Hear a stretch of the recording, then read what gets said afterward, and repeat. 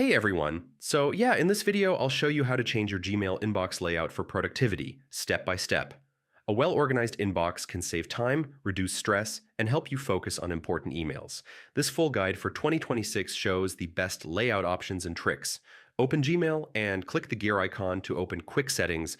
Choose your inbox type, default, important first, unread first, starred first, or priority inbox. Default inbox lets you use tabs like primary, social, and promotions. Important, first or starred, first highlights your high priority emails at the top. Priority inbox splits your inbox into sections like important and unread, starred, and everything else. Adjust display density, default, comfortable, or compact.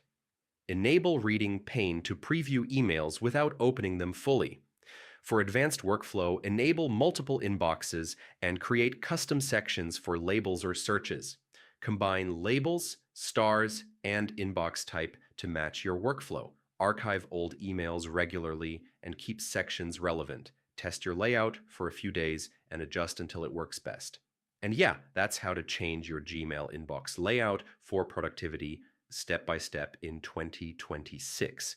If this helped you stay organized and focused, like the video, subscribe to the channel, and I'll see you in the next tutorial.